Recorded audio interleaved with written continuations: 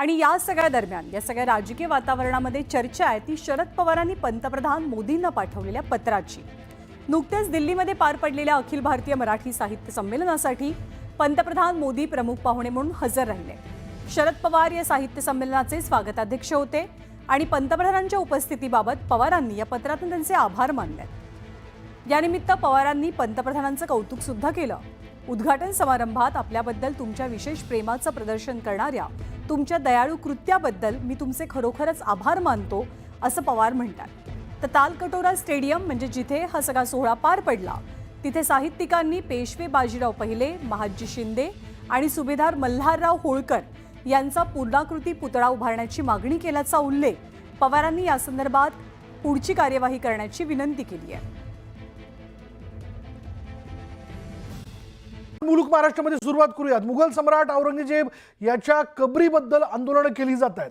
खुलताबाद इथे असलेली औरंगजेब याची कबर उखडून टाकण्याची धमकी अनेक हिंदुत्ववादी संघटनांनी दिली आणि त्यामुळे खुलताबाद इथल्या कबरीला त्या स्थानाजवळ पोलिसांचा बंदोबस्त जो आहे तो वाढवण्यात आला आहे। राज्य राखीव दलाची तुकडी आणि राज्याचे जलद कृती दल देखील या ठिकाणी ठेवण्यात आले।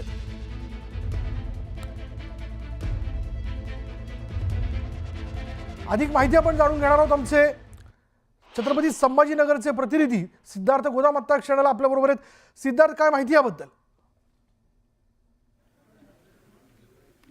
विशाल, निश्चितपणे औरंगजेब यांच्या कबरीबद्दलच्या जे काय वाद निर्माण झालेला आहे, आज पुण्यामध्ये मोर्चा निघालेला आहे आणि त्या कबरीबद्दल विविध वाद आता समोर येऊ लागलेले आहेत। त्यामुळे कबरीला मोठ्या प्रमाणात पोलीस बंदोबस्त देण्यात आलेला आहे। कबरीकडे येणाऱ्या रस्त्यावर SRPFची तुकडी बसवलेली आहे। मी माझ्या पाठीमागे आहे कबर औरंगजेबाची आणि आपण बघतो या ठिकाणी पोलीस, स्थानिक पोलिसांचा बंदोबस्त आणि येणाऱ्या जाणाऱ्या लोकांची व्यवस्थित नोंद केल्यानंतरच या ठिकाणाहून त्यांना आतमध्ये सोडले जाते। प्रत्येकाची नोंद या ठिकाणी केली जाते आहे।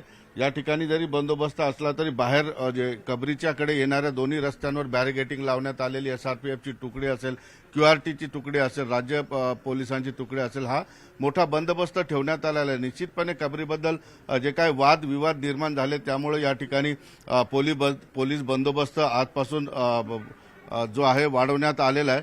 मी स्मारकाच्या ठिकाणी एक नोटीस तुम्हाला वाचून दाखवतो जी पुरातत्व विभागाने सांगितलेली आहे की हे स्मारक जे आहे हे स्मारक 1958च्या 24व्या प्राचीन स्मारकाने पुरातत्वीय स्थळे व अवशेष अधिनियमाद्वारे राष्ट्रीय महत्त्वाचे म्हणून जाहीर करण्यात आलेले। जर कोणी व्यक्ती या स्मारकाचा नाशधूस, स्थलांतर, हानी, स्वरूप बदल, खराबी वा दुरुपयोग करेल व याला धोक्यात आणेल ती व्यक्ती 3 महिन्याकरता कारावास किंवा 5,000 रुपयाचा दंड।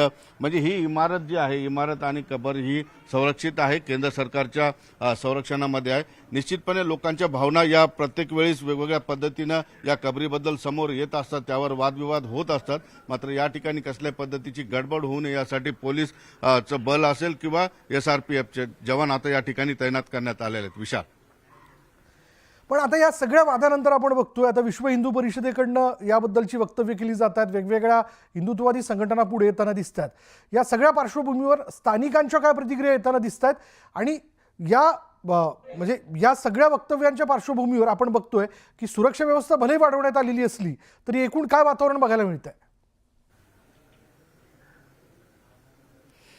विशाल, या ठिकाणी असे वाद झाले की निश्चितपणे थोडं तणावाचं वातावरण निर्माण होत असतं। हे काय पहिल्यांदाच औरंगजेबाच्या कबरीबद्दलचा वाद निर्माण झाला असं आपल्याला म्हणता येणार नाही। या आधी सुद्धा अनेकदा झालेले आहेत। थोडं तणावाचं वातावरण या ठिकाणी दिसतं। हे शहर खुलताबाद जे गाव आहे ते हिंदू मुसलमान दोन्ही गोविंदाने या ठिकाणी गेल्या अनेक वर्षांपासून राहतात।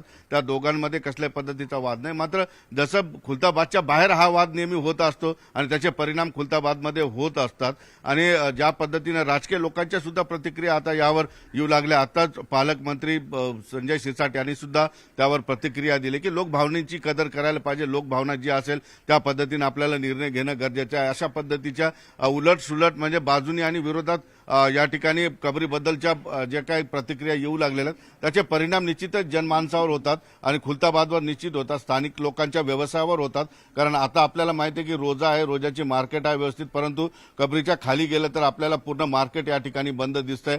काल सुद्धा अफवा पसरवली होती की काही लोक या ठिकाणी येणार आहेत, त्यामुळे रात्री सुद्धा मोठा बंदोबस्त लावण्यात आला। अशा अफवा भरपूर येत आहेत, त्यामुळे पोलीस कसलीही या ठिकाणी रिस्क द्यायला तयार नाही, त्यामुळे SRPF आणि पोलिसांची तुकडी या ठिकाणी तैनात करण्यात आलेली आहे. विशाल.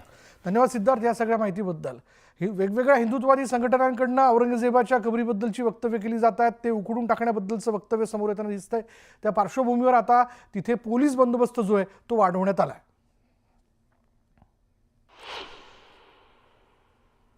महाराष्ट्रात औरंगजेबाची कबर नको म्हणत आता विश्व हिंदू परिषद, बजरंग दल आक्रमक झाल्याचं बघायला मिळतंय.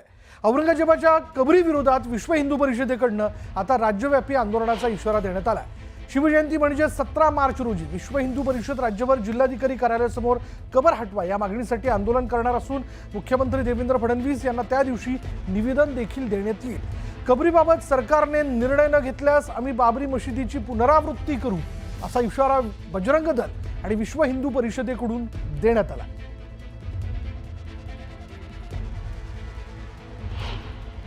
माननीय जिल्हाधिकारी साहेबांना ते निवेदन देणार आहोत. निवेदनात ती मागणी असणार आहे की ही औरंग्याची कबार जी महाराष्ट्रातच नव्हे तर भारतात कुठेही ठेवू नये यासाठी ही मागणी असणार आहे.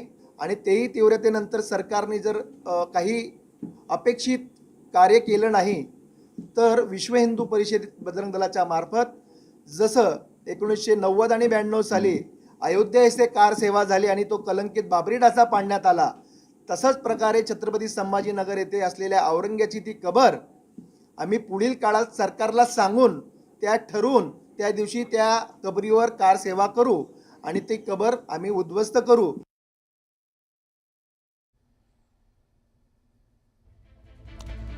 तर औरंगजेबाच्या पराभवाचं प्रतीक म्हणून ही कबर ठेवायला हवी असं विधान आमदार रोहित पवार यांनी केलं.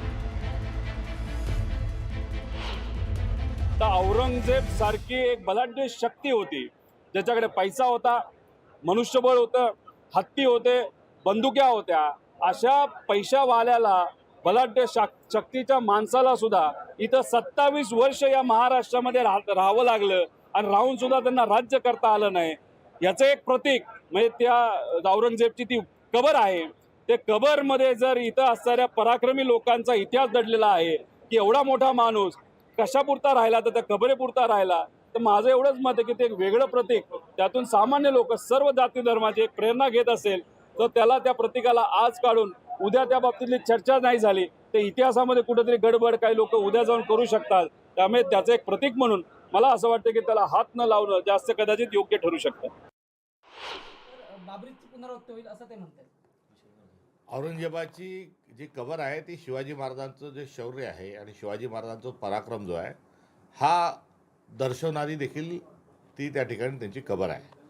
आणि शिवाजी महाराजांचा मृत्यूनंतर 28 वर्षांनी औरंगजेबांचा मृत्यू झालेला आहे आणि अशा परिस्थितीत ती कबर त्या ठिकाणी जी आहे ही कबर म्हणजे इतिहासाचा एक महत्त्वाचा तो पुरावा पण आहे. आणि दुसऱ्या बाजूला हिंदू म्हणून जी संस्कृती आपल्या देशामध्ये जी सांभाळली जाते, जी त्या संस्कृतीसोबत जो अध्यात्म आहे, जी परंपरा आहे, जी संस्कृती आहे, ती संस्कृती देखील आपल्याला जी शिकवण देते त्यानुसार आपण बोललं पाहिजे. विश्व हिंदू परिषद आणि बजरंग दल हे जर त्याचं अनुकरण करत असतील तर त्यांनी त्यांच्या या वक्तव्याचा आणि या स्टंटचा त्यांनी विचार करावा. रावणाने औरंगजेब जितका क्रूर होता आणि ज्या पद्धतीनं राज्यकारभार चालवत होता तेवढ्याच क्रूर पद्धतीनं आज देवेंद्र फडणवीस सरकार हे तेवढ्याच क्रूर पद्धतीने आज वागत आहे. औरंगजेब